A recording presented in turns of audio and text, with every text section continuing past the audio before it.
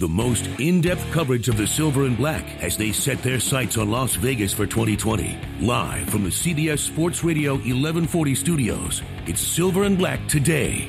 Join the conversation by calling 702-889-5978. Now, here's Scott Gulbransen and Matt Gutierrez. Sunday Fun Day, Raider Nation. Welcome back to Las Vegas's only All Raiders talk show here on CBS Sports Radio 1140 a.m. We're back here in the Dollar Loan Center, don'tbebroke.com studios for another week of Raiders football talk. Hi, I'm Scott Gulbransen, the publisher of silverandblacktoday.com, joined, as always, by my co-host, Matt Gutierrez, the man with the plan. What's up, brother? What's going on, man? Let me tell you a quick story. You ready for this? Yes. So my son plays roller hockey. Yes. Yesterday, good game. He's the Bruins playing against the Kings. It's 4-4 with 3 minutes to go. My son sets up down in the crease. Get a little breakaway. Pass comes over. Boom.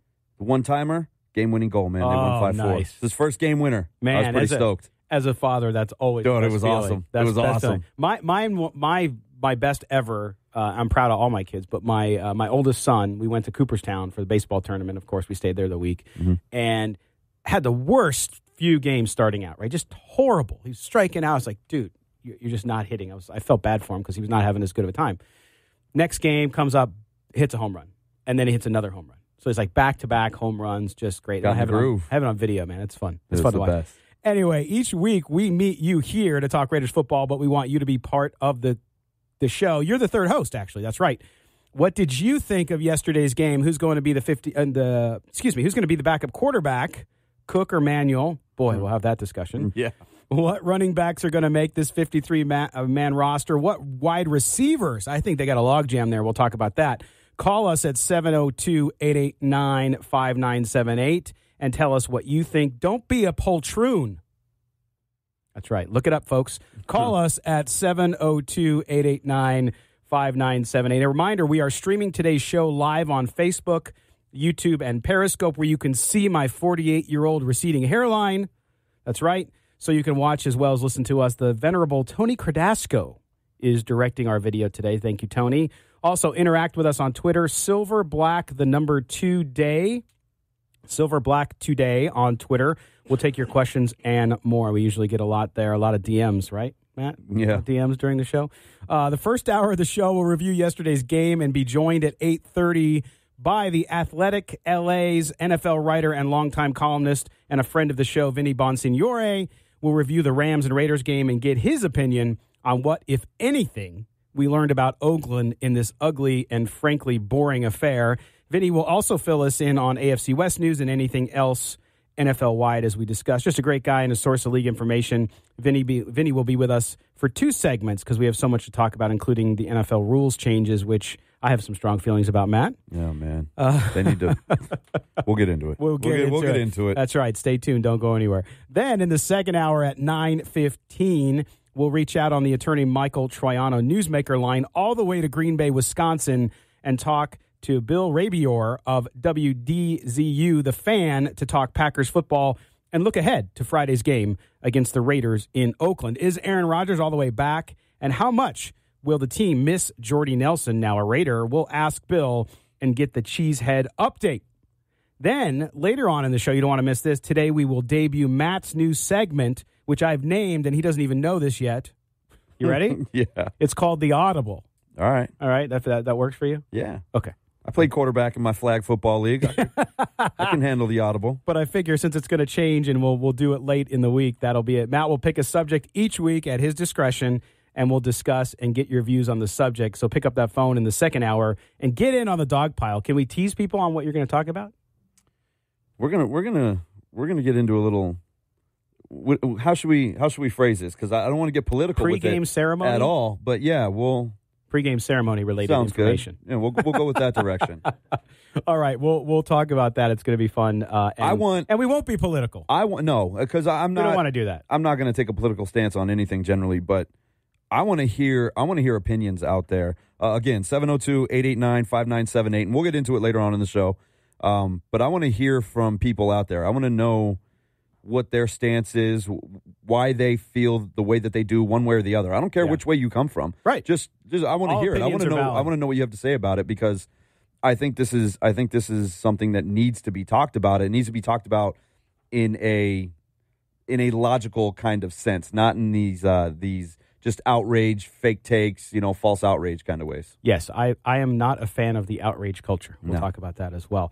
And we'll close out the show with a look ahead ourselves at the Packers game and give you 3 things we want to see on Friday as the Silver and Black return to Oakland to face the Packers.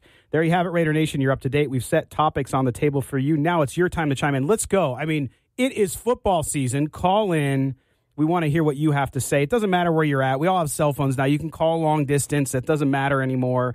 Make sure you chime in. Call us here on the Silver and Black today at CBS Sports Radio, 702-889-5978, and tell us what you think. Now, real quick, we're going to take a look back at yesterday's game with a quick game overview and highlights, if you want to call it that. Preseason week number 2 for the Oakland Raiders meant a return to their past in the form of the Los Angeles Memorial Coliseum. For the first time since 1994, the Silver and Black invaded the historic stadium they called home for 13 seasons, including the magical year of 1983, when they won what is still Los Angeles' only Super Bowl championship. The current Raiders sat their starters so Coach John Gruden could get a good look at his rookies and veterans, all fighting for roster spots. The game did not start well for the Raiders. On their first offensive possession, a bungled snap couldn't be reined in by quarterback Connor Cook. In the backfield today, the former Texas Longhorn, and a high snap over Connor Cook's head. He's going to take it, and he's going to slide down, and getting credit for that easy sack. In fact, the Raiders' offense did not play well all day. Gruden had a bleak assessment after the team's 19-15 loss to his former protege, Sean McVay, and the Los Angeles Rams. I like what our defense did. I thought our defense played very well. I thought the first play of the game pretty much summed up the offense. You jerk a center 15 yards over your quarterback's head. You have 2 holding calls, one on 1st and 10 and one on 2nd and 1. It's ridiculous. We don't pass protect in a 2-minute drill, and our quarterbacks put the ball on the ground with carelessness. It wasn't good enough, and it's flat out embarrassing, honestly. What wasn't embarrassing for the Raiders on this day was the fact that Chris Warren III, the undrafted free agent running back out of Texas, ran the ball 10 times for 101 yards, including a 3-yard touchdown. The way he's running, he's not only going to make the team, he's going to play. It's a guy that Texas tried to move to tight end at one point. Chris Warren will walk into the end zone. The ineffectiveness of the Raiders' backup quarterbacks raises another big red flag. A week after having a great game against the Detroit Lions, Connor Cook did not do so well against the Rams. Cook, that ball's out. Ball loose on the turf. Picked up by the Rams and run back inside the 20. Veteran backup E.J. Manuel wasn't any better. He, for the second straight week, turned the ball over as well, hurting the Raiders on offense. Manuel again. Pressured again. Ball is out. Ball is kicked. Bryce Hager has it for the Rams. Flag is out. Hager on the run back. Hager wrestled by E.J. Manuel down at the 10. Gruden emphasized in his post-game press conference that the backup quarterbacks must get better. E.J. did some good things. I thought Connor did a couple good things, but, fumbling a snap in a 2-minute drill, turning a football over, those are things you can't do as a backup quarterback. You've got to come in and prove you can play mistake-free football in the short term. And so far we have, I think, fumbled 2 snaps in 2 weeks inside the 5, and it troubles me greatly. But we'll look at the film and see. Played a lot of backup linemen, backup receivers, and backup running backs. And when you have a backup quarterback that hasn't had all the work either, it's a very tough day at the office. Despite the problems on offense, there were bright spots for the Raiders on defense. Rookie defensive lineman Mo Hurst recorded his first sack, and P.J. Hall continued to impress up front with his quick step and physical play. Linebackers Markel Lee and Nicholas Morrow also showed up in a big way for Oakland, combining for 9 tackles and making their presence known. Oft-injured cornerback Garyon Conley also returned in limited action and looked solid, as did veteran Sharice Wright. Wright and the Raiders' secondary continued to play inspired ball, flying around the ball more than any time in recent memory. Gruden was impressed with the veteran Wright and what he brings to the Raiders' secondary. Thought he played well. He came out of the game. He tweaked his hamstring, but he played 50 plays last week against the Lions. Veteran player trying to make this team. And he can play the nickel. He can play outside. He can play on special teams.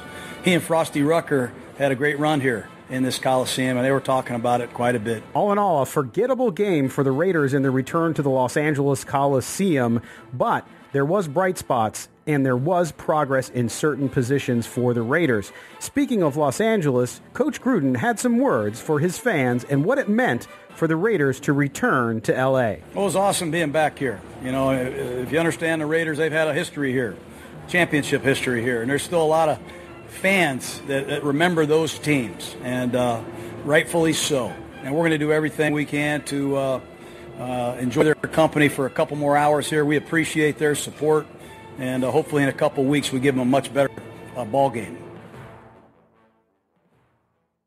All right, there you have it, folks. A recap of what was, Matt, I mean, just a boring game, a typical preseason. The reason why I don't like preseason.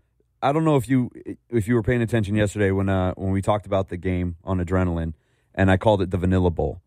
And then watching the game, both TV, the broadcast, and the radio broadcast, I heard the word vanilla thrown out 100 times. I mean, that's what it was. Gruden talks about, I hope we give them a better game in 2 weeks. Well, yeah, you're going to give them an actual game because yesterday was, let's just see how guys block them up. Let's see how guys hit the hole. Let's see how guys tackle. Let's see how they cover. He's going for 2-point conversions for no reason whatsoever. Right. Just to do it. To make sure they don't go to overtime, as you said in the post-game press conference. Yeah, it's just let's grade guys versus let's go out and win a game. All right, well, we're going to step aside here in a few seconds, and when we come back, we'll talk more about the game. We'll talk about Chris Warren third. I'm not convinced. I'm not convinced yet. We'll talk about that when we come back. Here on Silver and Black today on CBS Sports Radio, 1140 a.m.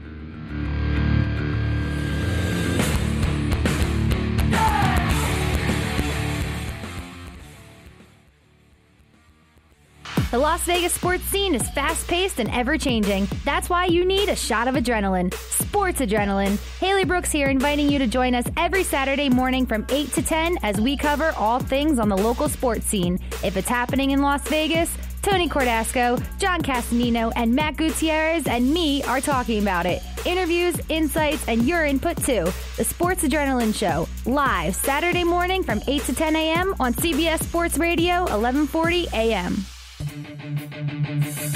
CBS Sports Radio. This is Silver and Black Today, live on CBS Sports Radio 1140. Here's your host, Scott Gulbranson. We're back. Raider football is the topic, as always, on Las Vegas's only All Raiders show. That's right. Here on Silver and Black Today, Scott Gulbranson and Matt Gutierrez. We're going to jump back into the game. Just a reminder as well, listen to our sister brother show, whatever you want to call it, on CBS Sports Radio. At this time slot on Saturdays, Las Vegas, Sports Adrenaline Las Vegas, you will hear all of local sports, not just the Raiders. Of course, they do talk Raiders because Matt's also part of that show, so you won't let him get away with not talking about it. And our video director today, Tony Cordasco, who, by the way, just looks stunning today. I don't know what he's doing. He's working out. I do like the Golden Misfits shirt, though. Yeah, he's that. repping. We got to turn the camera around. I know he claims to not be a fan most of the time. I like the shirt.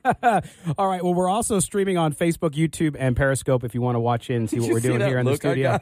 Did he flash you the look? Yeah, man. Oh, my gosh. Well, that's the way it goes. All right. So back to the game, if you want to call it that, from yesterday, Matt. So a couple things. Let's start with kind of the beefy subject. Now, I don't take anything away from the preseason that Chris Warren III has had. He's a good back. He looks fantastic. He is the story thus far for the Raiders.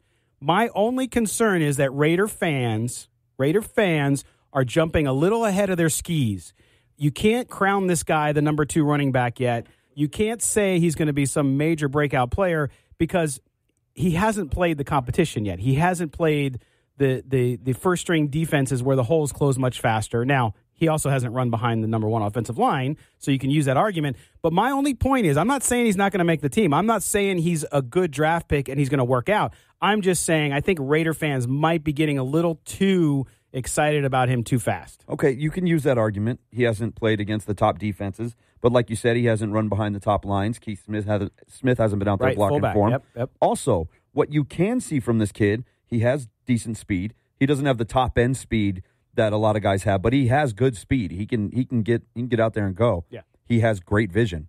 You see him hit the hole. He's not hesitant. He knows where the hole is going to be. He hits the hole and he goes forward. He also doesn't go backwards when you hit him. This kid goes he's tough after as hell. contact, he's still gaining 1, 2, 3 yards. He's averaging 6+ yards a carry right now. I don't care who you're playing against.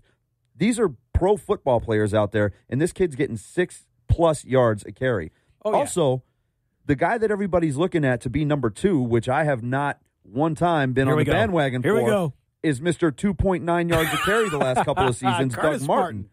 Doug Martin. Did I call him Curtis? I did. I'd be all right with Curtis Martin. I'm showing my age. Yeah, but I mean, I don't know what Doug Martin has left because we've seen the last couple of seasons is very minimal from him. Absolutely. He hasn't been able to produce. Yeah. We haven't seen anything from him in the preseason. He had one, it was a 3rd and 20 draw. What did he get? A yard out of it. You can't base anything off of that. But Chris Warren, so here's the thing. And I hate to keep going back to late 90s, early 2000s with John Gruden and the Raiders offense. But Chris Warren III looks like Zach Crockett to me out there. Good speed, not great. Great power, great vision. Hits the hole, goes forward, never goes backward. That's the kind of guy that works in the John Gruden offense. Yes, absolutely. I don't disagree with that statement at all. But he's not Zach Crockett. He has not proven himself yet. He is a little slow off the step. He just is not. He doesn't have that breakaway speed. Again, I'm not taking anything away from the preseason he's had. But here's the thing. What I would say with him is we have to see, and with Doug Martin, you're absolutely right. Personal predictions aside, at the same time, we have to see where I think it spells doom for some other guys on the roster that Warren's doing. Well, I think Warren makes the roster. I got no doubt that he makes the roster. Okay, I'm just saying a lot of people are like, "Whoa, get rid of Martin, get rid of Marshawn. Eventually, he can be the heir apparent." I don't think you can call yet that he's the heir apparent. Well, we're going to listen to Anthony from California. He's on the phone. He's going to tell us what he thinks. Anthony, what's up, man? What do you got? Hey, just a couple of things, man, from yesterday's game. I know right now you guys are talking about the running back. Me personally, I'm going back to even as soon as last year, the year before, when George Atkinson was balling in the preseason. Big dude, kind of looked our former running back, and then they cut him. They brought him back, and they cut him. He wasn't excelling or growing, I guess. That didn't happen. I'm sorry. No. Go ahead. Finish. I would just say I hope Warren doesn't end up. I think Warren has I don't know, a little bit better vision. I don't know. Great vision. He's not as fluent. Yeah, he's not as fluent hip wise from what I see. He's just a big dude. Yeah. I honestly think though that Doug Martin is going to be the odd man out, and as Washington, I think it's going to be Lynch, Warren, and Rashard. I'm sorry, because the guy can catch. He's awesome. You see what he's doing in the backfield, and then. Probably the other final thing, I'm going to jump off topic, not topic, but a different position, is what are we doing slamming players? I mean, I know that had to be going crazy over guys doing those idiotic things. Game changers, those are. Oh yeah, you're talking about the penalty, the personal foul penalty on the defensive back for slamming the receiver into the ground late in the game. Exactly. Oh yeah, no, that stuff drives Gruden nuts. You're right, absolutely right, and he talked about it in the post-game press conference.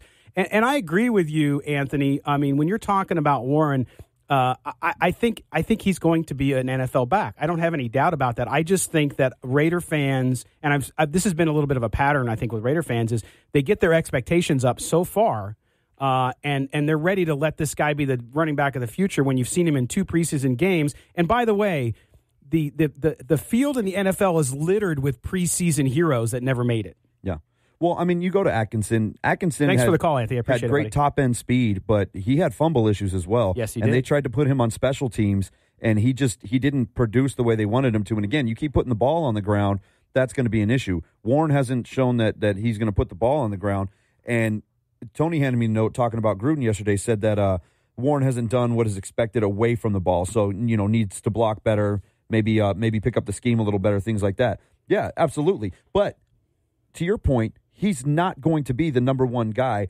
He may not be the number 2 or 3 guy, right, but he is a guy that can come in and get you those tough yards. Absolutely. He can be that goal line guy. Yeah. I mean, you already have Lynch out there, but you don't want to beat the crap out of Lynch throughout the entire season because he is 31, 32 years old. No, yeah. He is on the back end of his career, and you do need to spell some of his carries. Well, and you need to have big. You can't have Jalen Richard as the number 2 back. You just can't, because he can't take the bulk of carries like that. A guy like Warren can come in and get those tough yards, and then a guy like Richard can be your change of pace back. I still think that he makes this roster. I think that he's going to be a valuable piece when it comes to that short yardage run game. He's not getting 20 carries a game. That's not what I'm saying. But Matt, I think this kid has talent. I think we'll see with Green Bay. We're going to start to see starters play more, and we'll see what he looks like against a pretty damn good front seven, which we'll talk about later with Bill Rabeor from the Fan in Green Bay. But to me, I think he is, and Anthony, dude, you were right on. He could be George Atkinson III, or he could not be. I mean, he could end up being the real deal, and we'll have to see. It just takes some time. But nonetheless, I'm just saying, I'm not, again, I was going back and forth with some folks yesterday online, and it wasn't that I don't like him, and it wasn't that I'm not impressed with him, because I think the kid, I mean, the guys from the NFL Network were saying they were on the field, and they thought he came out of the tunnel. They thought he was a defensive lineman. Yeah, he's 250 pounds. He's a beast. He's a huge beast. kid. But again, that's why this is a guy that can take a beating throughout the course of the season, so that guys like Richard and Lynch and Washington or Martin, if they're there, don't have to. Right. If he can pick it up well enough, he can be very valuable. Again, goal line, short yardage. Yeah, and guys get into weird situations in college, and Texas, wanted to make him an H-back. They wanted all kinds of things. They were moving him around. So maybe he never got the shot he deserved there. But, NFL talent evaluation is so deep and so significant on every guy that there's always guys they miss on. But if we look at this Raider roster this year, are you going to tell me they have 5 guys that the entire league missed on? I don't know. We'll see. We'll see who proves those guys wrong. Hurst, I don't even count anymore. But an Arden Key, who we'll talk about a little later as well, and some of these other guys like P.J. Hall, again, who had a great game yesterday. We'll see. But I think if he does this kind of performance again against Green Bay, especially against that first unit, and he did take on some good players yesterday against the Rams. Don't get me wrong, because the Rams reserves are pretty dang good either. They're a Super Bowl contender. If he does it against Green Bay, then I will be much more of a believer. Look, Warren is a guy that's going to look completely lost and out of place in a Chip Kelly style offense. If you're a team that likes to spread the ball out or spread your receivers out, formations really wide, read option stuff all the time, things like that, Warren is not going to fit. He's not going to look like a good football player. But in a John Gruden system, now, John Gruden will spread you out. He'll move guys around. He'll find the mismatch. But he'll also line up in front of you and smash you in the mouth and run the ball down your throat, and that's what he likes to do. That's the 98 mentality that everybody keeps talking about, is smash mouth football. The other thing, though, too, is as well as he's done, is he real? I mean, I think he should make the roster. Are they showcasing him because they might not keep him? I'm just saying, because if you look at him, I'm looking at the numbers right now. Chris Warren has 31 attempts. The next closest guy in the entire roster is Washington with 6. So he's the only one running the ball. So maybe it has to do with the fact, like I just mentioned, not picking up blocks right, maybe not seeing things the right way, being able to read the defense the right way. Maybe he's trying to get him going in that respect. I mean, could be. Just get him in a rhythm. Bottom line is, I think this kid can play the game in this offense. He's not going to work in everybody's offense, but in a John Gruden offense where they like to line up and beat you up front, this is the kind of guy that he loves. John Ritchie, Zach Crockett, guys like that. That he had Mike Allstott, even though Mike Allstott was established already as one of the better fullbacks of all time when he got to Tampa, still used him in that way. So it's not out of the realm of possibility that Warren can come in and steal some short yardage goal line carries. No, it'll be interesting to see how he does against Green Bay, and certainly you got to feel coming in against Green Bay too. You'll see Marshawn Lynch will get some more time, as will Doug Martin. And some of the other guys, too, because they just need to get some carries to evaluate. Yeah. All right, when we come back, we're going to be joined on the Michael Troiano Newsmaker line from Vinny Bonsignore from The Athletic LA will join us. Stay right where you are. Silver and Black today on CBS Sports Radio, 1140 a.m.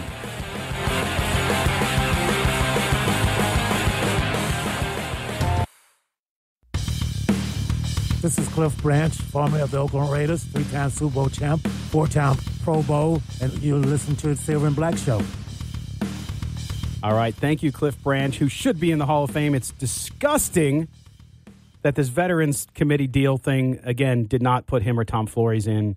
It's just, I mean, we could do a whole show on it, so I'm not going to say any more after that, but ridiculous. Just ridiculous. Cliff Just bring Branch. in Villapiano and let him go off for a few hours about it. We'll just give him his own show. All right, welcome back to Silver and Black Today, Las Vegas' only dedicated Raiders football show. We're going to go out now on our attorney Michael Troiano newsmaker line, where we bring in the Athletic LA's Vinny Bonsignore, who covers the NFL and recently moved over to the nation's hottest online sports publication. He's going to talk a little Raiders versus Rams and some general info topics as well. Vinny, congrats on the move and the new role. Thank you very much. It's it's an exciting time. Took a little bit of a plunge here, going from newspapers to the Athletic, but I think it's the wave of the future. I think they're on to something. I think that if you look around the country and where they've been going and the kind of talent that they've been assembling and the writers and the reporters, I think it's not expensive. We've got a deal going now for under $4 a month for a yearly subscription. I really believe in what we're doing, and it's really exciting to be a part of it at this stage of the growth, because I think it's going to be around for a long, long time. Yeah, it's killer. That internet thing, I think it's going to last. And not only that, but I'm a subscriber, and it's the only publication, I got to be honest, outside of some really niche football publications that I pay for. It's that good, and just so happy that you're over there covering the NFL there in Los Angeles. Okay, so let's jump in to the Rams versus Raiders, and if you want to call it a game, and that was on both sides, Vinny. Now, first of all, we want to know, because Raider fans yesterday really were very hyperactive to report on how it was an all Raider crowd. Tell us, you were there. We saw a lot of the tailgate stuff outside, a lot of Raider Nation gear and tents and whatnot. How was the crowd overall? I know the Rams are starting to make some real progress, and it helps that they're really good. But what was the crowd makeup yesterday? I'm saying at least 75-25 Raider fans. Wow. Not a surprise. This is a game that the Raider fans and LA Raider Nation circled on the calendars as soon as this game was announced. You have to understand that there's a lot of not frustration, but lingering anger. Obviously the Raiders are going to Las Vegas. I think that's where they truly belong. That's where their future is going to soar. No question about that. But 2 years ago, in 2015, 3 years ago, I guess now, there was a real chance that the Raiders were going to return to Los Angeles. And there's a lot of people in Los Angeles, a lot of Raider fans in Los Angeles, who feel this is their home outside of, let's say Oakland. And there was a contentious fight, between the Raiders and the Rams and their fans locally on who had the right to move back to Los Angeles more. Was it the Rams? Was it the Raiders? And it got contentious, and I was right in the middle of it, and I saw the battles that they waged on social media trying to, pump out their chest. So yesterday was an opportunity for Raider fans here to show, we told you guys that we were the team to come back to Los Angeles. This is the kind of support that we would have given them on a weekly basis, and it was pretty cool to see. I personally think, and I wrote for The Athletic 2 days ago, that you know what? There's always been enough room in Los Angeles for both the Rams and Raiders. Had some decisions gone differently way back in the day, and as recently as 2015, maybe things would have changed and we would have seen that. It didn't, but, rest assured, the Raiders will always have a home here in Los Angeles, and they made that very clear yesterday at the Coliseum. Hey, Vinny, Matt here. I know if I'm a Raiders fan in L.A., if they're not coming to L.A., I have no problem with Vegas. We know how many people like to drive up to 15 for a nice weekend in Vegas, and it's closer than Oakland, so why not, right? But let's jump into the game yesterday.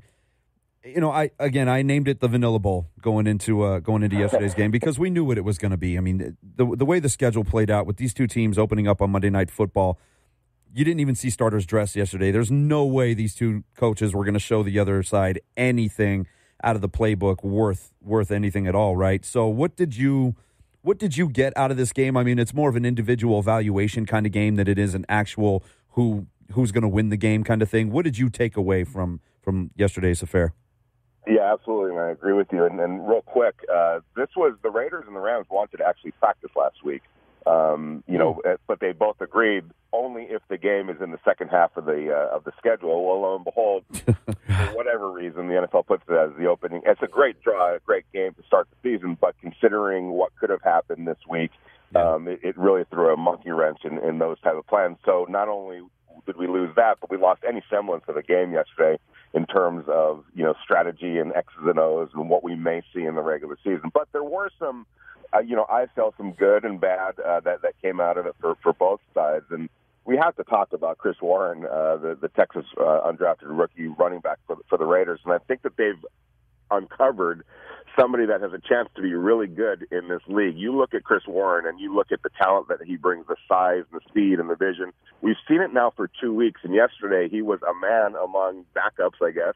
Running for, 110 yards and a touchdown and showing power and vision and everything that you want to see in a running back. And it makes you wonder now what the Raiders are going to do, with that position. Obviously, Marshawn Lynch is there. Doug Martin is there. Those are two veterans, and John Gruden loves his veterans. But this is a kid that looks like a veteran right now, and it'll be interesting to see in these next few weeks and into the regular season what their plans are for this young running back. Now, Vinny, also, too, on the defensive side of the ball for the Raiders, we saw, again, a really strong showing up front in the middle, which has been a problem for this team over the years with Mo Hurst and PJ. I mean, PJ Hall... everybody knew Mo Hurst because of the perceived heart issue fell way too low. He could have been maybe a first, second round pick. But then you have PJ Hall in there, who again yesterday didn't put up a lot of numbers. But you see this kid and how tough he is and what he's doing in the middle. What did you see from that young middle and actually the whole defensive line, including Arden Key yesterday for the Raiders, that made you think that maybe these kids are going to make some noise this year? Yeah, and if you go back to the draft, this was a classic Raiders draft. Huge defensive linemen, a lot of offensive line, a couple of really significant offensive linemen as well. It was how the Raiders are typically built, and that's girth and power up front. And you saw that yesterday, and you've seen it already in the preseason with these youngsters. And I think that obviously the Rams were playing without their starting offensive line, and we didn't see Todd Gurley, and that makes a huge difference. But you can see just in terms of whether it's just even in a rotation to start off as rookies, that these kids have a future in this league. And I think that the Raiders, they threw a curveball a little bit in the draft, and I think that a lot of people were scratching their head. But there was, to me, prudence and an intelligence in what they do. You have to have offensive and defensive lines. That's where it all starts. I know that's a cliche, but it's the truth of the matter. You talk to any football coach, that's where it starts. And I think that the Raiders have a bit of a foundation that they created this year in the draft, and you saw that. And another guy that I liked was Markel Lee, their second-year linebacker from Wake Forest, who's been making plays in 2 preseason games now. I know that he struggled a little bit as a rookie. That happens, but it's a new system, relatively new system, new coaching staff, obviously. And he played very well yesterday. A sack, a quarterback hit, a couple of pressures, 6 tackles to lead the Raiders. So I think that yes, the Raiders struggled defensively last year, obviously, but it looks like they're at least addressing it this year in the draft. And some guys that were struggle maybe as rookies last year or younger players. If they get better, there's a chance for this defense to get turned around sooner rather than later. Vinny Bonsignore joining us from the Athletic LA. Now, Vinny, one of the things that I just loved yesterday was the fact that whenever the Rams threw the ball, Raiders were there. You actually saw defensive backs staying with receivers, getting their hands on the ball, knocking passes away, just being around the ball, which is something we didn't see at all last season. Yeah, again, and it goes back to a young defense and these were backups for the Raiders as well, which bodes well because you need, it's a battle of attrition in the NFL, and especially in the defensive backfield where you're going to have to play a lot of guys because that's just the nature of football these days. You're playing in packages with 5, sometimes 6 defensive backs. As many guys that you can have on a roster that can cover, and they did that really well yesterday. Again, context. The Rams were without their starting wide receivers. We get it. We understand that. But these are still NFL players for the most part that they're playing against, and they did a really good job of that. Plus, there was pressure being put on from inside. So when you have, that combination working, it bodes well for what you're trying to do. And we all know, again, that the Raiders have got to get better on defense. If they do, then that changes the whole complexion of this season, because that was their biggest problem last year, was stopping people. If they can they're not going to be a top 5 defense. They're probably not going to be a top 10 or even 15 defense. But if they could be an opportunistic defense and give their offense a chance, because this offense to me has a chance to be very explosive, then all of a sudden you're talking about a team that we were more worried about, but now can see some hope that, hey, and in a division where there's nobody. I like the Chargers, but there's a wild card opportunity. As long as they stay healthy. Yes, exactly. The Chargers look good, by the way. You can see now that the Raiders, if that defense can get squared away, that they're going to be in a much better position than maybe we would have thought to start the year. Yeah, opportunistic. I like that word, because if you go back to a team like the Saints when they won the Super Bowl that year, that's a team that offensively was so dynamic. Defensively, they led the league in turnovers that season. It's not that they had the best defense in the NFL as far as yardage and points and things like that, but they got the ball back when they needed to get the ball back, and they scored a lot off of those turnovers. And, I mean, that makes a huge difference, Scott. It does. And, Vinny, we're going to hold you over, man. We'll come back. We'll finish up the discussion on the game yesterday.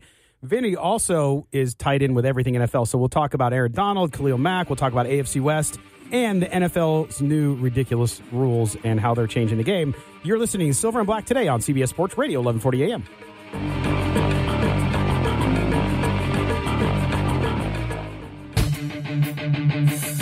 CBS Sports Radio. Help us talk the Silver and Black. Call us at 702-889-5978. Here's Matt Gutierrez and your host, Scott Gulbranson, on CBS Sports Radio, 1140 AM. We're back, and we're joined on the attorney Michael Troiano newsmaker line by Vinny Bonsignore of The Athletic Los Angeles, and we're talking Raiders, Rams, and everything NFL. So, Vinny, let's touch on one last subject from the game yesterday from the Raiders' perspective before we move on to some more NFL-related material, and that is the poor play by the Raiders quarterbacks. Now, of course, during the preseason, the backup quarterbacks are always a lot of interest to fans because they're playing, number one, and you get to see them. And a lot of times, like Connor Cook last week, looked fantastic, and then has a bad week of practice, comes out, looks good. What did you see from these quarterbacks? And it's a race for that number 2 spot behind Derek Carr. What did you see, if anything, that gives any one of those guys an edge for Oakland? Well, have to put some perspective on it. The offensive game plan was non-existent. Yep. So let's give them a little bit of benefit of the doubt on that. But generally speaking, not much at all. And it's a big worry to me. And the Rams are in the same position. Sean Mannion looked awful again yesterday. I know he looked a little bit better than he did against the Ravens, but not enough to give you confidence that, hey, if something were to happen to Jared Goff, the Rams would be in good hands. Far from it. Cooks and Manuel, to me, their numbers didn't look so bad. It was funny, as I'm watching the game, I'm thinking to myself, these guys are awful. I'd be worried if I was the Raiders right now. And I looked at their stats, and it didn't look that bad compared to what the actual play looked like. But it was bad, and I don't think that either guy right now can elicits much confidence, and that's a problem because all you have to do is go back to 2016, and the Raiders were flying high, and people were talking about them as making a nice little playoff run, and then all of a sudden Derek Carr goes down, and the wheels completely come off. You have to have, I don't care what anybody says, it's going to bite you on the you-know-what when you are weak at a certain position. It's like a magnet. It's going to somehow, some way, your weakness is somehow, some way going to be exposed, even if it's, your backup quarterback, and even if it's in a small sample size that, look what happened to the Raiders, their season came to a grinding halt, basically, when Carr went down, or even if it's in the middle of the season and you need your backup quarterback to start a couple of games, and they don't get those, they don't play well enough to put you in a position to win, and maybe that's the win or the game that costs you a playoff spot.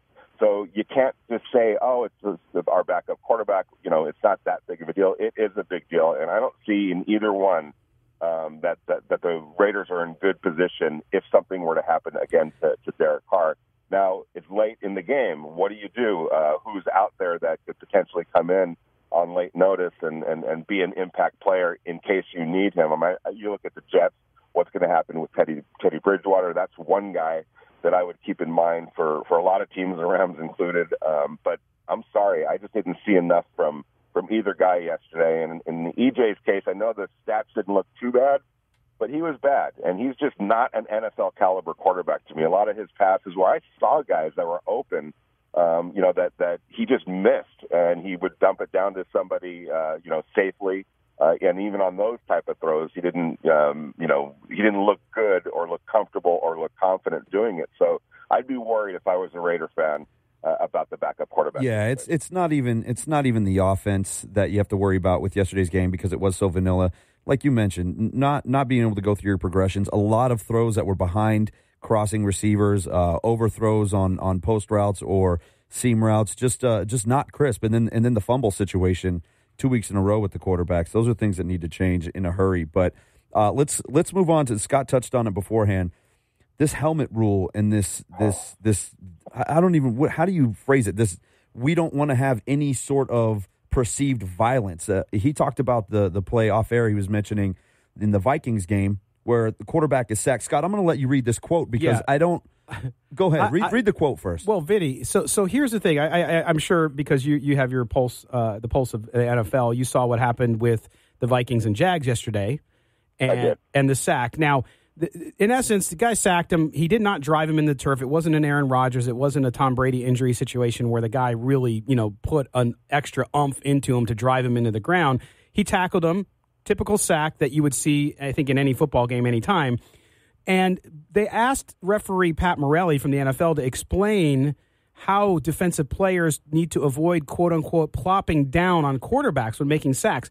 And this is what Pete Morelli said, and I find it beyond idiotic, and I just want to get your take on it. He said, quote, players will have to kind of roll to the side when they make the tackle instead of plopping down on him, i.e. the quarterback. I don't get it. Honestly, real quick, I want to see NFL officials, referees, guys making these rules. Give examples. Hook up with remember Brinkus, the sports science studio? Get in there with him, and I want them going full speed. Demonstrate to me how you can defy the laws of physics and, float, go Neo on it and pull a matrix move. Explain to me how these things can be done at full speed in an NFL game.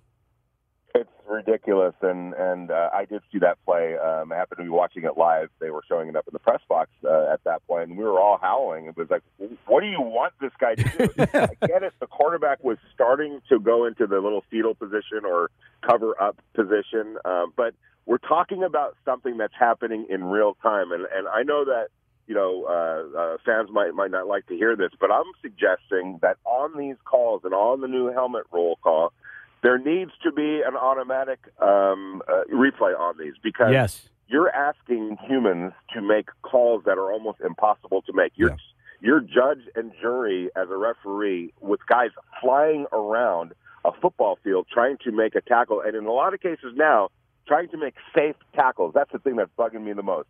Yesterday in the Rams game, there was a situation where the player literally turned his head to, I think it was the left, to make it as obvious as possible. I'm coming in with my shoulder, not my head, and he still got called for the leading with the helmet penalty. And it's the second week in a row that this has happened to the Rams, that I've seen live. And what you might think you're seeing as you're out there on the field running around watching it and paying attention to a whole bunch of different things, not just that, is not what is really happening. And I think the NFL, if they want to make this right for the players, if they want to make this right for the referees, who are in an impossible situation right now, in a position right now, and if you want to make this right for your game in general, at least allow a replay official to be able to look at it and say, no, you know what? He was trying to do the right thing. Circumstance got in the way, and just the speed of the game, whatever you want to call it. I don't think they know what they're looking for.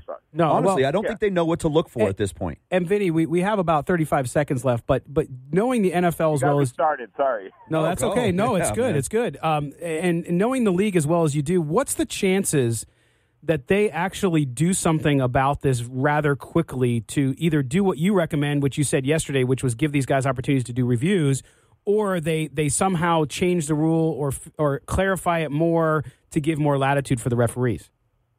I don't see them changing it much. That the NFL just doesn't operate that quickly. But maybe they'll pull the referees aside and said, "Okay, we made our point in the preseason. Let's pull it back a little bit." I think we have to keep in mind that they sometimes do that. They'll sometimes oversaturate it in the preseason to get it on everybody's radar and everybody's mind.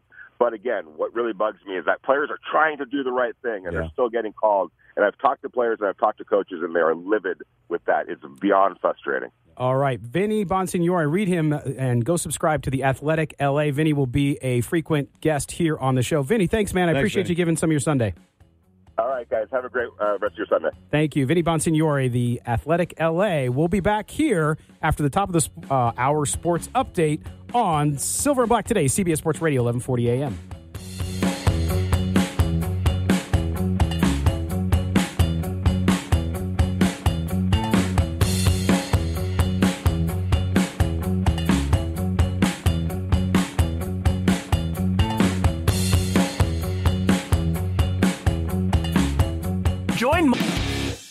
The most in-depth coverage of the Silver and Black as they set their sights on Las Vegas for 2020. Live from the CBS Sports Radio 1140 studios, it's Silver and Black today. Join the conversation by calling 702-889-5978. Now, here's Scott Gulbranson and Matt Gutierrez. Welcome back. I am caffeinated. Matt, you're caffeinated. I'm aggravated now, man. We've been sitting here talking about this ridiculous rule for 10 minutes. Yeah, that was a great segment with Vinny Bonsignore from The Athletic LA, and we're talking about the Vikings hit tackle. Dude. I mean, I just don't understand I don't get it. What the NFL is trying to do. I get it. They want to protect the face of the league and Aaron Rodgers and Tom Brady, blah, blah, blah. But guess what? When you go to tackle a human being and wrap them up, this referee Morelli's saying that you have to roll off him before you hit the ground? In mid-flight. Yeah, and you bring up the Matrix, right? That's I mean, how are you going to float? Well, like I said, this Crouching is the problem. Tiger, Hidden Dragon. You said, here's the thing, the NFL doesn't understand what they want out of this rule. They're just making it up as they go. They're watching too many games on replay with DVR, and they feel that that's now real life, where in the middle of a play, you just pause it, right, and then you can move little pieces around like you're in some crazy video game. It doesn't work that way, man. You cannot, again, calling John Brinkus, sports science. I want to see it. Throw him in that studio. I think we get him on the air next week. Give me some officials, and I want to see you prove to me that in mid-flight going full speed, you can suspend reality and roll off of somebody. Matt, you got to book him this week. Now, I'm sure there's people out there listening in the market who will try to take the interview before we get it. But anyway, but just grab it. We will do that. And again, we're back here talking Raiders football in the game yesterday against the Rams, and we're talking NFL general with Vinny as well. But we want you to be part of the show. What did you think? We just got finished talking about how bad the Raiders quarterbacks were yesterday, be it as though they were back up playing, vanilla offense. We want to hear what you have to say. 702-889-597-UP. 7-Up. 7-Up. Whoa. New sponsor. 7 and 7. Anyway, yeah, please. 897. Little day drinking. 8978. So call 889-5978. There we go. Call in and tell us what you thought of the Raiders yesterday. Also, I got to remind you, because we had a listener who's up in Alaska, Ed, our good friend, who said, "Hey, I'm trying to listen on TuneIn. I can't." We're no longer on TuneIn. Intercom stations are not there. They are on the radio.com app, which is actually better. It's really killer. Any sports station that you want in the country, any of the big ones like WFAN in New York, all the other stuff you can find there as well. So go ahead and try us and stream us on radio.com. We're also on Facebook, Twitter, and YouTube right now as well, where there's active discussion going on there. But the other thing I want to talk about yesterday was some of the backup offensive line play, Matt. One of the guys that I liked, and maybe it's because I got to interview him early after he was drafted, and he's a good kid, was Brandon Parker. A lot of Raider fans taking out some I think, frustration and anger on Brandon Parker. And I think what people forget, and he did not look great yesterday, no doubt about it, he hasn't practiced. He's been injured. So when a guy hasn't been practicing and then you throw him out there in live game action and he doesn't look good, you can't write him off. I mean, even our good friend, and I respect the hell out of Austin Gale at PFF, said, he might look like he was overdrafted. Well, I don't think you can do that after one game. He was at left tackle. Yeah. That surprised me. It was. That's the thing that surprised me, because does that mean that they have just completely given up on Donald Penn ever going back to the left side. And now you're looking at Colton Miller being your starting left tackle and Brandon Parker being that backup or maybe a guy that can move around the line a little bit, but he's going to be the number 2 there. That was what surprised me. I would have assumed that he had been working on the right side because if something does happen to Colton Miller or he doesn't work out the way you had hoped, then you could naturally just slide Penn back into that left tackle spot and insert Parker into the right spot, but that's not what they did. I was surprised to see that. I was surprised. At the same time, it's preseason. You kind of throw guys in there, especially a rookie, to see where he goes. Now, that's a tough assignment when you have been preparing for, and when he has practiced, he's been at the right side. Right. And frankly, the odds-on favorite to be the starter on the right side so far, or at least a part-time starter. So to me, guys like that, it's interesting to see what happens. But I think people just being a little too hard on Brandon Parker, but we'll see what else is going on. Now, we talked earlier, too, Matt, about Markel Lee and Nicholas Mara. Boy, man, they look good. They are really fighting for that spot. Linebackers making plays, something we haven't seen a whole lot of in the last couple of years. You can go through the defense position by position and talk about the lack of playmaking ability over the last, 3 or 4 seasons, with the exception of defensive end position because they've been pretty solid there, but you're starting to see, and I know a lot of it has to do with upgraded talent in these positions, but you're seeing this system that Paul Guenther has inserted starting to pay dividends already in preseason, and it's not because they're playing lesser talent and this and that. It's not just about that. You're seeing guys fly to the ball. You're seeing guys being more aggressive. You're seeing them, for the most part, understand where they need to be on the field. That's as much of it as anything. You could be the most talented guy in the world. If you don't know where to be, you're going to get beat every single time. Right. That doesn't matter how fast you can run, how hard you can hit. You don't necessarily teach toughness, but the veracity by which this team is rolling around on the defensive side of the ball is earth-shattering for this team because you did not see anything close to this. Very reactionary defense last year. Very reactionary, but not only that, you talk about guys being around the ball. That comes with focus and hustle. Mm-hmm. That comes with being in the right spot, knowing the system. Now, you bring in a new system, you got players, vets there who are getting up to speed on it, and you got rookies there learning it for the first time, and boy, they're taken to it quick. No surprise as to why they brought in the guys that they brought in. They brought in people that have played and understand Paul Guenther's system. They did that for a reason, because that, again, coaches on the field, right? It's one thing to stand on the sideline and get direction from the coach. It's another thing to be out on the field and have a guy say, you need to slide, you need to take this guy, this is your area, we need to move right now. They check to this, we got to go over here. It's a completely different thing. And when you have veterans out there that understand the position as well as these guys do, that's going to make everybody around them better. Well, and the other thing, I'm surprised. I was excited about, and I thought it was a good veteran acquisition because I do think he's got some left in the tank. And Chris Reed on our silverandblacktoday.com staff wrote a piece on it when he was signed, and that's Derek Johnson. Derek Johnson's not there. I don't know.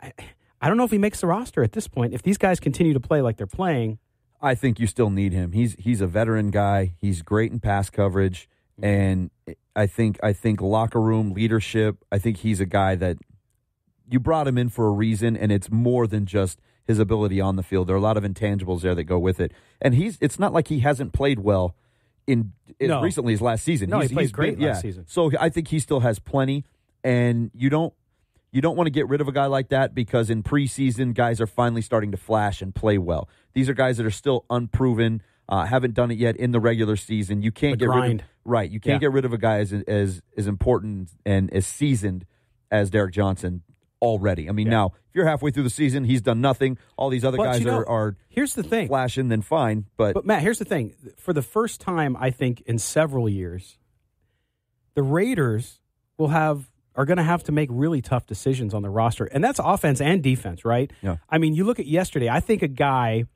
who secured a roster spot already, I believe just by, and I know, again, it's 2 games, and I just made the opposite argument with Chris Warren, is Nick Nelson. I think Nick Nelson, again, showed yesterday, even when he was beat and he didn't get to the ball, he didn't see the ball on that one pass, he's a guy who he plays great man-to-man coverage. And he's always there. And I think this is a kid, this could be, and I said it yesterday on Twitter, I think this is a kid that at the end of the day could end up being, you talk about steals of the draft, he could be one of them. Well, that was his thing in college. He's always around the ball. He didn't give up the big plays. He didn't give up very many catches in general. Because he's always around the ball. And that play yesterday you're talking about, that seam route down the sideline, he was there to make the play. That's the kind of play, unfortunately, we've seen guys over the past with the Raiders. They're there to make the play sometimes, and they don't get their head around.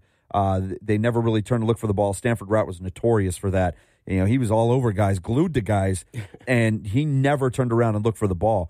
Nelson turned around late, didn't locate it properly, couldn't get his hands in the right position, but he was there, which is what you want to see. And you know that this is a kid that can locate the ball. He did it all throughout college. He'll be able to make that adjustment next time he's out on the field. I guarantee you he watches that play 1,000 times between yesterday and next week's game against the Packers and knows exactly where he needs to be and what he needs to do to change that type of situation. This kid's going to be good. I'd really like to see him in the nickel early on because you've got so many shifty guys, quick guys that come out of that position that are so elusive, they're hard to stay with. You need a guy like this who can glue himself to somebody like that. Yeah, and I think the other promising sign yesterday in the defensive backfield, of course, actually they all played well, but to see Garyon Conley out there just finally. To see him out there, to see him out there. And you know what? He looked good. Yeah. He's got to get up to game speed, but in the limited action that he did see, and I think it was enough at that point, he looked really good. So that's a really encouraging to have him and Nelson. Then you saw, of course, Sharice Wright, which John Gruden talked about in his post-game press conference, and then Rashaan Melvin, who you'll see coming up against the Packers, too. This unit looks good, man. They're I'm excited about it. They are definitely upgraded. And, I remember in the offseason early on when, going into the draft is like, we got to go defensive back. This position is so decimated with the Raiders, and they lost Amerson and they lost Smith, and what are they going to do here? And then you started seeing these names come in. You go, what are they doing? Yeah. These aren't guys that are going to produce. And now you're starting to see, man, they've got some talent back there. Yeah. Scheme, aggressiveness, being around the ball. You got the kids in Nelson and Connolly. There's a reason they were drafted where they were drafted. Yes, and don't let. I'm not going on a limb here and saying, oh boy, they're going to be the top defensive backfield in the league. No, they're but not. they can play. But they upgraded. And you know what? This year is a transition year for the Raiders. I know people don't want to hear that, but it's about progress. It's and year we're one seeing, with a new staff. Exactly. And with new talent. 70% roster turnover. Exactly. And so it's actually exciting, though, because if the Raiders can field a defense that's middle of the pack with a top 10 offense, you should be a playoff. Yeah. So you got to like that. But we're 10-6, baby. 10-6. There he goes. 10-6. There it is. All right, when we come back, we're going to go back out on the attorney Michael Troiano newsmaker line all the way to Green Bay, where Bill Rabeor from WDUZ, The Fan, will join us to talk about the Packers as the Raiders get set for them on Friday night. You're listening to Silver and Black today on CBS Sports Radio, 1140 AM.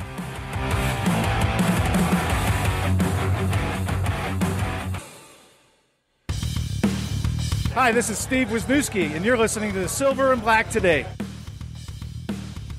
Stevie. All right. See, he's blocking up front for us. Yeah, he was a beast, wasn't he? Oh, he was a beast. All right. We are back here on Silver and Black today, CBS Sports Radio, 1140 AM. I am Scott Gilbranson. The man next to me is Matt Gutierrez. We are your friendly hosts, usually friendly. Unless somebody in the studio makes us grumpy. Yeah, not in break, it seems like lately. I don't know what's going on, but we'll figure it out. Now, we are going to fire up the attorney Michael Troiano newsmaker line, and we're going all the way to Green Bay. Hey, that rhymed. God. I'm a poet and didn't know it. Easy, Dr. Seuss. All right, easy. We welcome in Bill Rabeor from WDUZ, The Fan in Green Bay, to talk Packers, Raiders. Bill, how you doing today? I'm doing well. How you guys doing? Good, man. The snow's coming. Right? Yeah. You don't have to remind us. We know. I know, but you guys love it. I love people from Wisconsin, nicest folks ever. Not like those folks in Minnesota, but that's just the whole rivalry thing. But anyway. I like that. We are going to talk Packers Raiders. Now, the Raiders did not have a great performance against the Rams. They're going to be facing some of the Packers' first team here, a little more of them than usual as we get to the third game in the preseason, Bill. First question I have, obviously, with the Packers and knowing how they roll, is Aaron Rodgers. How is his health? How has he looked in camp thus far leading up to the preseason? Well, his health is fine, and he's looked great. He played the other night, played only one series, and it resulted in a touchdown. So everything seems to be A-okay with Aaron right now. He's looked tremendous in practice, and he looks like the Aaron Rodgers of old, which is, of course, great news for all Packer fans. And it doesn't show really any ill effects from the broken collarbone a year ago. Yep. Now, Bill, I want to talk about his, I guess, favorite weapon over the last several seasons. Jordy Nelson, now a Raider. These two teams will meet this week coming up. How much is Jordy Nelson going to be missed? And not just from an on-the-field perspective, 65 touchdowns from Rodgers, but as a locker room guy. You've been around the team. You've seen him in there. What kind of characters does this guy bring, and how much are they going to miss him in Green Bay?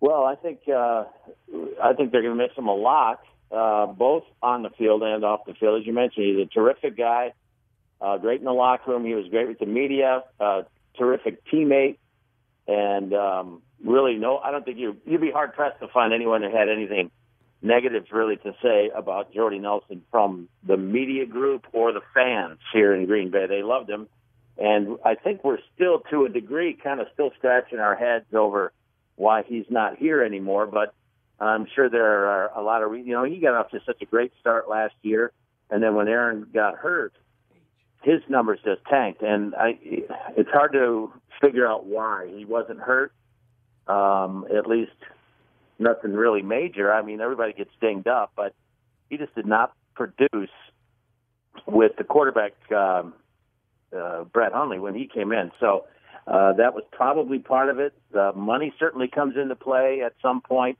maybe more than we know. It came down to a decision, I think, between him and Randall Cobb, who's in the final year of his contract. Jordy making a little bit more money. It's kind of a wash, though, when you look at the salary. So yeah, still kind of trying to figure out why he's not here. But I think they will miss him, and I think he's definitely left a void that has really yet to be filled, because obviously Devontae Adams is now the number one receiver, and he's looked great in camp. I don't think anybody's really worried about him. He's going to put up big numbers, I think, this year. Randall Cobb obviously has the experience. His numbers, everybody's numbers suffered really when Aaron went down, but Cobb needs to, put up some big numbers. The question now is, who is that third receiver? And there are a number of candidates, and we're seeing over the first couple weeks of the preseason and the 4 weeks of training camp that there are a number of guys vying for that spot. How much of the Jordy situation do you put into his age? Because in the NFL, maybe more so than any other sport out there, age is such a quote-unquote four-letter word, and once they get to whatever particular number you want to put on a position, teams just run in the other direction. Do you think that was a factor in him not being there? I do, to some degree, yeah. I think long-term, obviously, that probably played a part in the decision. Fans want to think about this year and this year only. General managers have to think about 3, 4, 5 years down the road. And so that probably was a factor. But, after his knee injury a couple seasons ago, he came back pretty strong and it didn't look like he was slowing down at all. But again, the question about the numbers, they just tanked when Aaron went down, and that was kind of curious. Yeah, it was. It was interesting. Again, we're talking to Bill Rabeor from WDUZ, The Fan, in Green Bay about the Packers as they gear up to travel to Oakland for preseason week number 3. Now, Bill, they added Jimmy Graham, which is a big weapon for the Packers to hopefully replace some of the production that they had in previous years from Jordy Nelson. How has he looked thus far in this offense, and how have him and Rodgers kind of meshed together so far? Well, in the one series that Aaron played on Thursday night, it ended in a Rodgers to Graham touchdown, which pretty much was indefensible. He's bigger than I think any of us really thought. He comes in at 6'7", big kid, and he is a big target. And Aaron just kind of threw it up there in the end zone, and he went over the defender and got it. And I don't know you defend that, really. And what Graham has brought to this group of tight ends, rather, is size and speed and obviously a lot of experience that they haven't had around here in a long time. So I think so far they've meshed very well. Mike McCarthy just said yesterday that, Jimmy Graham has fit in very nicely here. And so he, with the addition of Mercedes Lewis as well. Oh, that's right. They went from a group that wasn't very strong to a very strong group and big. I mean, Lewis is 6'7" too, so I mean they're big. And they're big tight end. That's right. And now let's switch real quick to the defensive side and that front seven. Now the Packers bring in Mike Pettine as the defense coordinator after Dom Capers is let go. They go out and they sign Muhammad Wilkerson to kind of a prove-it deal. Here's a guy with the Jets who has all the talent in the world but just didn't seem to have some motivation. How's he been in camp and working inside that Packers defensive system? Well, so far, he hasn't really stood out, I'd say. He's done a decent job, I guess. We haven't seen, I don't think, the real depth of this new defense. They don't do a whole lot in the preseason as far as scheme goes. I think they brought Wilkerson in not only to be a run stopper, but also to be a pass rusher from the interior of that defensive line, along with Kenny Clark and Mike Daniels. They want to get some more push up the middle, and they're hoping that he can provide that. So far, that really hasn't materialized. They haven't had much pass rush in the first couple preseason games. So that, maybe that scheme, we'll see. But Muhammad Wilkerson certainly had his best years with Mike Patton in New York, so they're hoping that with the one-year kind of prove-it deal, like you said, that he'll at least get back to a semblance of those numbers, because the last couple of years he was clearly not happy with the Jets, and they're hoping that the change of scenery and maybe the potential to win some ball games and maybe go further in the playoffs is going to motivate him more. Yeah, adding Mike Daniels and Kenny Clark too should help up there. I mean, that looks like a pretty solid unit. Now, Bill, let me ask you one of Rodgers' former targets, James Jones, played one season with the Raiders. It was Derek Carr's rookie season, and Jones was quick to compare Carr even back then to Aaron Rodgers. He said his skill set, his approach to the game, a lot like Aaron Rodgers. How much of Carr have you seen, and is that a fair comparison? Because Rodgers is at the top of the list when you're talking about best quarterbacks in the NFL over the last decade plus. Have you seen enough of Carr to think, man, this kid can succeed, and he can get to that level? I haven't, to be honest with you. I haven't seen enough of them to make that assessment. But I will say this about Aaron Rodgers. You got to be careful when you're comparing guys to him. Absolutely. I mean, he has a unique skill set. I mean, he, to me, and people want to talk about his arm strength, and he does have a very strong arm. But to me, his best asset is his feet. I mean, his footwork is so good at avoiding the pass rush, rolling either right or left. And then you add on his accuracy on the run, which is better than anybody I've ever seen. He hits guys on the run. It's amazing sometimes the throws he makes. So, it's hard to compare anybody to him. But from what I've seen of Carr, I really like him, and I think he's, looks like he's the guy. If the Raiders are gonna take that next step, it would be with him. Yeah. Now, Bill, the other thing that's been rolling around the NFL media, especially, has been the Packers' interest in Khalil Mack. What are you hearing out in Green Bay? We tend to believe that there's not going to be any kind of trade at all. But what are you hearing on the Khalil Mack front and the possible addition to the Packers via trade? Well, so far the Packers have been mum on any type of deal, which is to be expected. They hardly ever talk about that kind of thing. Now, from a fan perspective, they're all for it. I mean, who wouldn't want Khalil Mack? Oh, yeah, absolutely. I'd be willing to give up 2 first-round draft picks to get him. I mean, that dude is unbelievable. So, why not? Everybody would be on board with that. I just can't imagine the Raiders trading a guy with that ability. No chance. Well, Bill, I want to thank you for joining us and look forward to talking to you again in the future, perhaps. And also, I'm a big Notre Dame football fan. I love that DeShone Kizer's there and has a mentor, that he doesn't have to be thrown into the Wolves' den with the Browns and actually can try to develop. He's looked good so far, hasn't he? Well, the real battle here in camp is for that backup quarterback position between Brett Hundley and Deshaun Kaiser. I mean, that's really something to watch, and you guys will see that on Friday night because I don't know how much Aaron's going to play. That's right. So the battle will be between those two guys, and so far I would have to call it a dead heat because they both played pretty well. Hundley has one interception. It really kind of wasn't his fault. He was kind of hit as he was throwing it and then kind of threw it up for grabs. But both guys have played pretty well. And that's something we're watching. We'll see how it works out. Bill Rabeor from WDUZ, The Fan in Green Bay, thanks. We appreciate the time today. We're going to step aside. When we come back, we'll continue Raiders Talk with Matt Gutierrez's new segment called The Audible. We'll be back. CBS Sports Radio, 1140 a.m.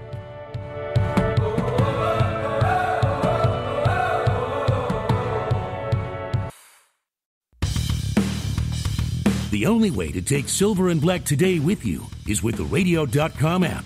Download it today and search CBS Sports Radio 1140 in Las Vegas and listen to us anytime, anywhere.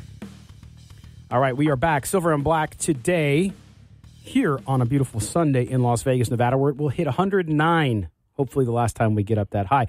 We have a brand new... tomorrow. That's right, till tomorrow. That's what we're done with 110 days until tomorrow. We are now going to enter a new segment, Matt's segment here, that he's going to pick a subject every week, and we're going to roll with it. We want to get your opinion. 702-889-5978 is the number. So Matt will lay it out there, and then we want you to call in.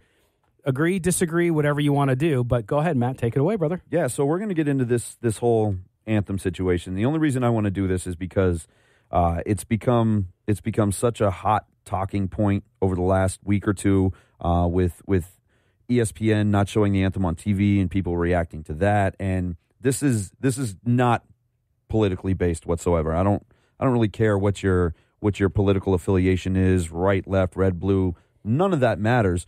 My whole thing is why do people have such an issue with what's going on within these protests? Because I think there's this misnomer out there that guys are protesting the flag, they're protesting the anthem, they're protesting the country, they're spitting in the face of veterans, things of that nature, when we know that that's not the case, right? That this isn't that type of thing. They're not out there taking a knee because they hate the red, white, and blue and they can't stand the sound of the anthem and they want nothing to do with it. This is about a completely separate issue.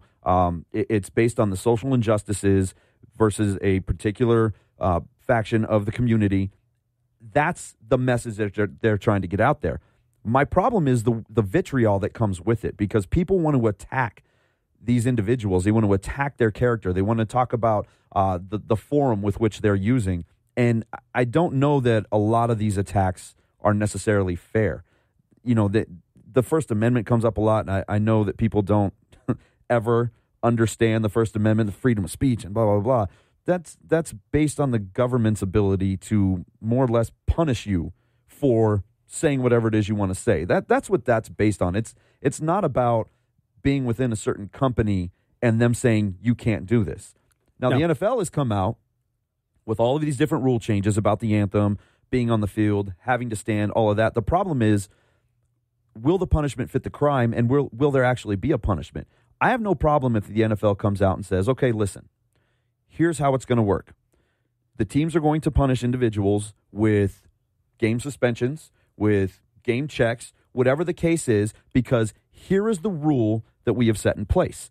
The rule is, look at the uniform rule and how trivial that rule is. If your towel is too wide, the towel hanging off of your pants, if it's too wide, you will get fined. If your socks are not the right height, you will get fined. You can't have a different color anywhere on your uniform than what's approved by the league. You'll get fined for that kind of stuff.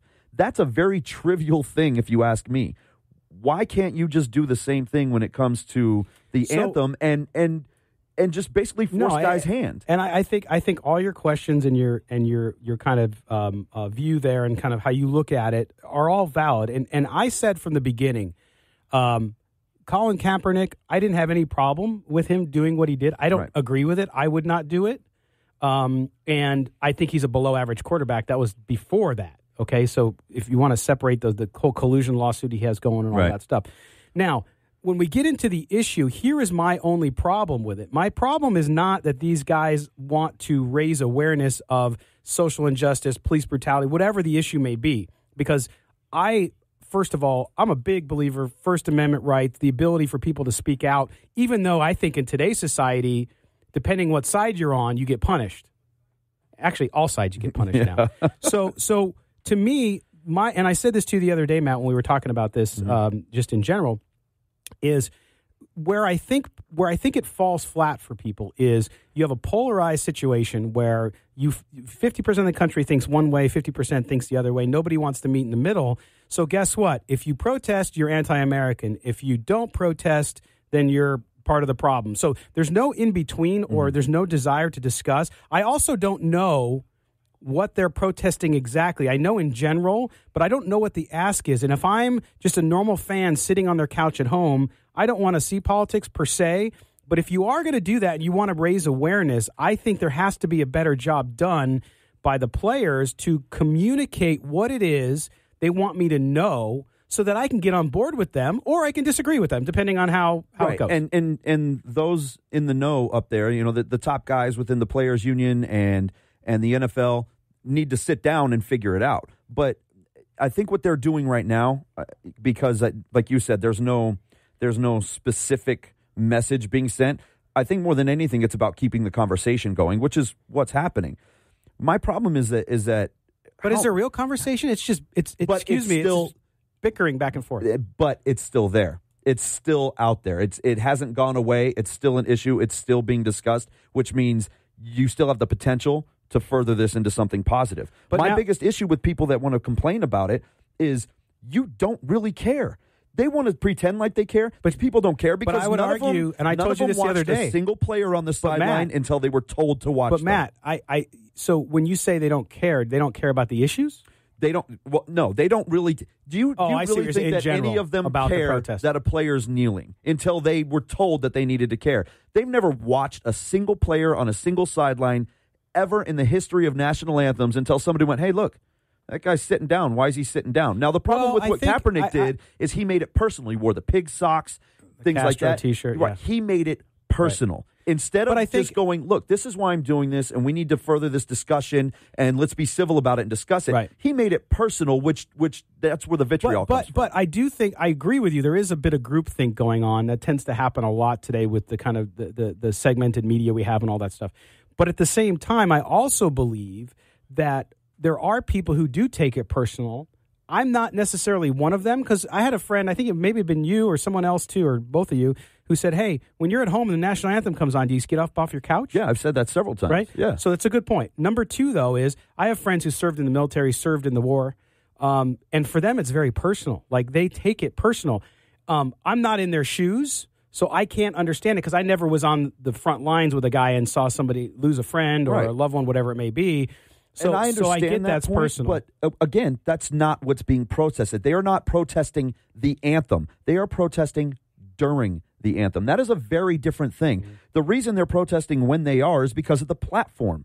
Because if the media points it out the way that they did, then it's going to be noticed by everybody. If you go protest on the sidewalk, nobody's going to care. They're not going to pay attention. They're not protesting the anthem. They're protesting during the anthem. That is a very different thing. Well, and I don't disagree. My issue becomes this. My issue becomes when and where do you protest, and how do you call attention to the issues that are important to you, which is fine. So that's open for interpretation. It's a good discussion to have, because we're having it right now.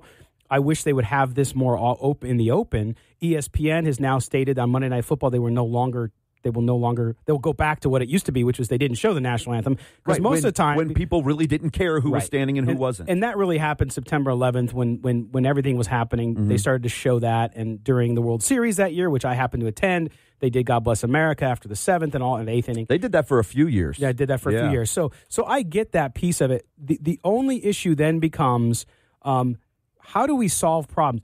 And again, I'm not getting political, but this applies to everything, including politics. Nobody wants to have substantive discussion or work their tail off to solve a problem. It's just, you're wrong, I'm right, get over it. Right.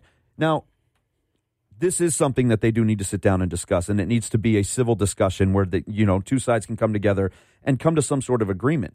If the NFL really wants to squash the issue on the field, again, there needs to be a rule in place, and the penalties need to be just. Okay, so like I said, you get fined for having a stupid out-of-place thing on your uniform.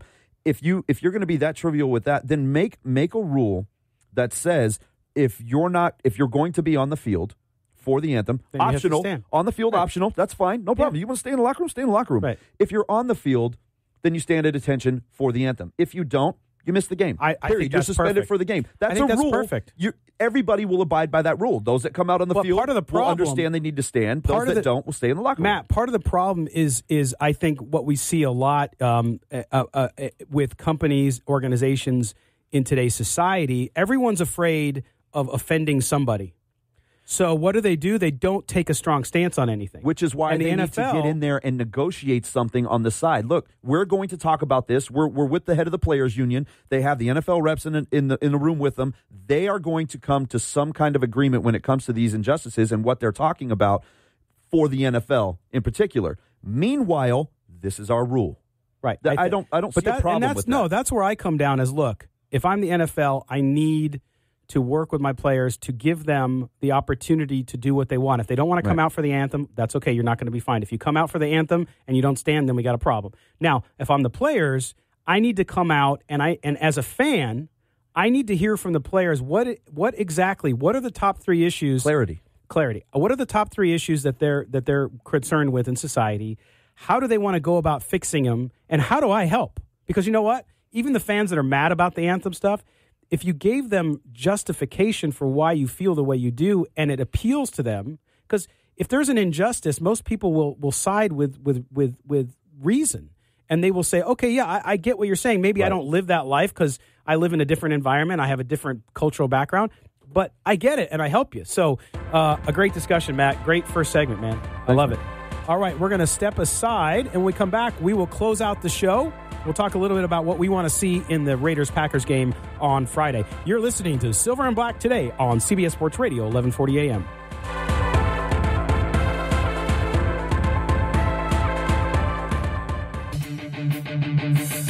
CBS Sports Radio.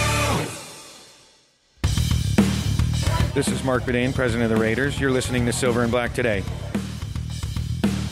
Hey, Mark Bedane, who you guys talked about on Sports Adrenaline Las Vegas yesterday, was up in Reno. Looking at sites. Stay in Napa, Mark. But this we'll talk about that real quick, because when you were talking about an Adrenaline, and so many times you guys talk about stuff on Adrenaline, because I'm doing video for you guys when you do Adrenaline, is you guys talk about things, and I want to jump in so bad, but of course I'm not on the show, so I can't. Jump in now. So with Reno, again, it's a political deal, and you said yesterday, well, what if they just don't do it? What if? You don't. But what if? But you can't. What if? Well, what if the Raiders move to Sheboygan, Wisconsin? Like I always say, if ifs and buts for candies and nuts, we'd all have a Merry Christmas, right? But no, I think the Napa thing is so perfect. No, I got a better site for them. And it has nothing to do with the fact that my son might go to college there. Flagstaff, Arizona. Flagstaff. Now there are 3 states they got to have taken over. Well, they it's already close. got California. Then we get it's close. It's up in the mountains. They got a dome. Their weather's weird though. Yeah, but they got a dome. All right. They got a dome, so you can practice inside. But anyway, just because I'd like to sit up in the mountains during training camp. No, yeah, that'd be cool. But not the Reno Mountains. But I'd rather sit in wine country personally. Look, these guys, with the deal that was cut to get the stadium here, I don't mind it being in Reno. I think they'll invest there. It ends up benefiting the university up there, even which we don't want here. I don't need care. to benefit their facilities and their university. I dislike UNLV has a hard enough time winning that damn cannon every year. I have a UNLV degree, and I dislike UNLV more than UNR now. Come on. You can't. You doesn't mean I root for them. You can't mean that. Oh, I do. It's Reno. First of all, it's Reno, not UNR, not Nevada. It's Reno, and you can't say that's like blasphemy in this city, man. I don't care. I care. I mean, you got You're going to turn into Tony wearing blue. You got a clown campus. college running the university. So when you have a clown college running the university, I can't disagree with that at all. I mean, they're running out of red noses. They got so many of them. Anyway, we are talking Raiders football, not UNLV. We'll leave that to the Sports Adrenaline guys. But we look ahead to the Packers game now. Again, Bill Rabeor from The Fan in Green Bay joined us earlier and gave us some insight here. Matt, let's talk about 3 things we want to see. with the Raiders going to this game. Number one for me is, and we talked about it ad nauseum at the beginning of the show, is I want to see how Chris Warren III does against some first-team defense. Okay, if that's the case, then he better be behind a first-team O-line. Absolutely. Right? Because you got to compare apples to apples. Correct. So if you got your first-team O-line in there, for the most part, I don't know if all five will be out there, but if you have your first-team line, you have Keith Smith in the game, breaking people's heads, smashing, opening up holes. Love that guy. And Chris Warren behind him running, then, I'd love to see it. But I don't think you're going to get – now, I think nobody in the NFL is going to average 6.5 yards a carry throughout the season. That's just – it's not going to happen. That's an insane average. Only the best backs in the league have career averages that are even close to that.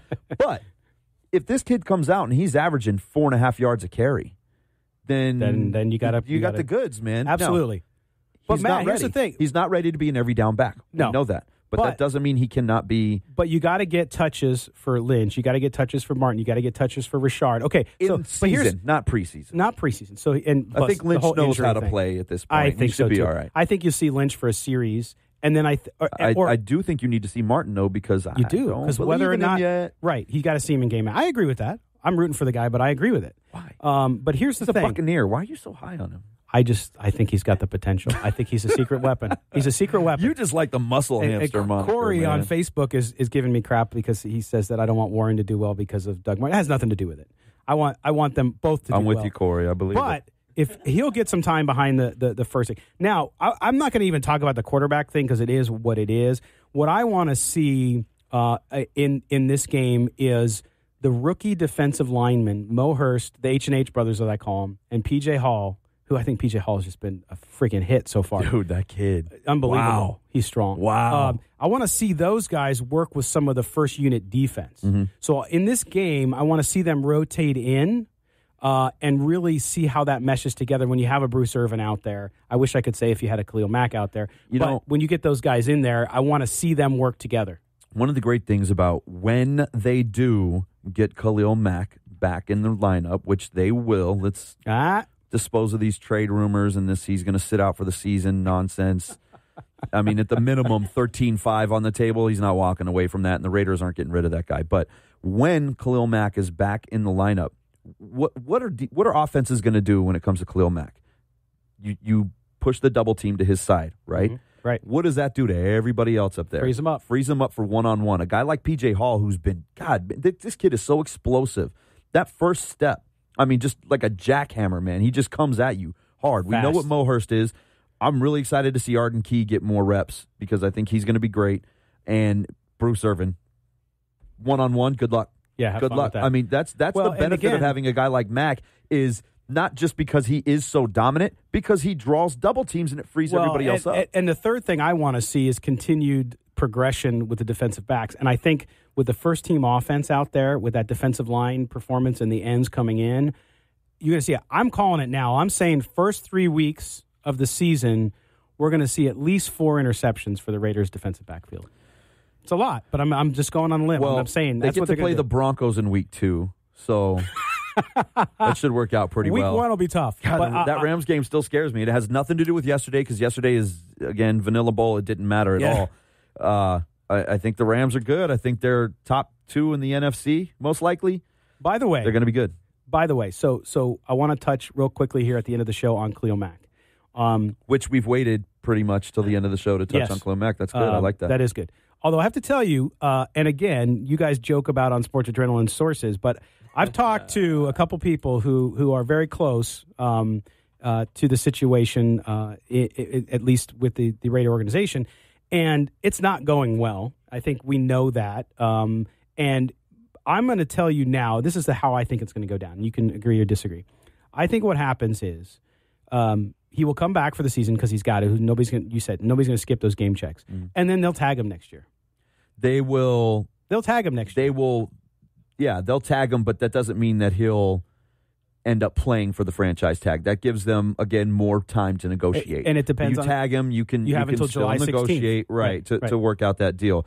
They're not going to let Mack go. That's my stance. Now, could I be wrong? Sure. But why?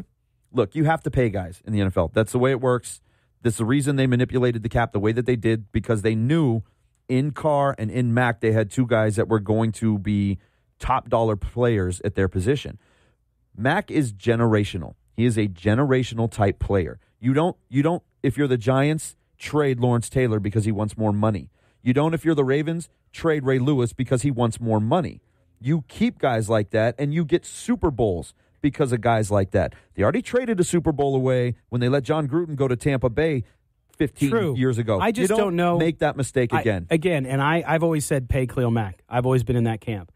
At the same time, the realities of the economics, and I'm not saying they don't have the money to pay him. That's not what it is. It's about, do you pay him $22 million a year?